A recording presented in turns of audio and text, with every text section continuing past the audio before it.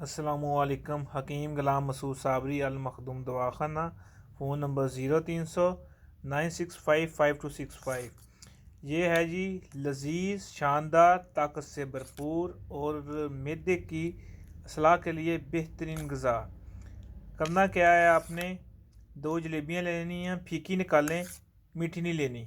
ठीक है, मीठी भी हो जाए तो नुकसान कोई नहीं, मगर इसमें शहद डालना होता है, इसलिए ये फीकी लेनी है।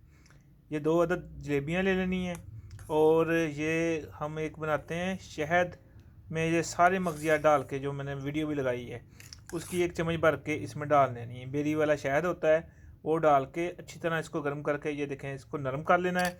नरम करने के बाद ये है देसी घी। देसी घी कोई नुकसान नहीं करता कुछ भी। ये है जो है कि दिल के वाल के लिए, मैदे के लिए, जिगर के लिए, फैटी लीवर के लिए इसने कुछ नहीं करना होता, क्योंकि ये आप टेम्परेचर जो है ना, जिस्म का टेम्परेचर उसी पे जो है ना ये मेल्ट हो जाता है, इसलिए इसका कोई नुकसान नहीं। डॉक्टरों ने डरा के हमें इससे दूर कर दिया है। और कोलेस्ट्रॉल वगैरह से जो दूसरा डालडा घी है, उसके जितने भी नुकसान हैं आपके सामने ही हैं।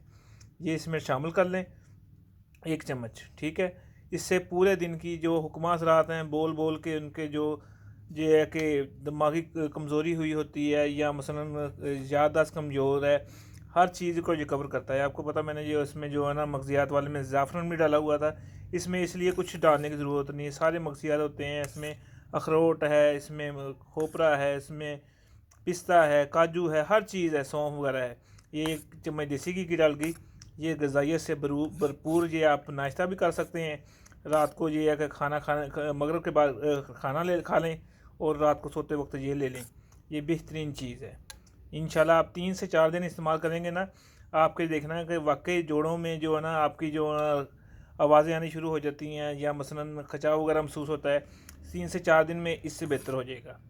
बनाएं, खाएं और दुआ में याद रखना। हकीम गुलाम मसूद साबरी। मेरे चैनल को भी सब्सक्राइब कर दें। इंशाल्लाह ऐसी अच्छी वीडियो आपके आती रहेंगी। अस्सलामु अलैकुम।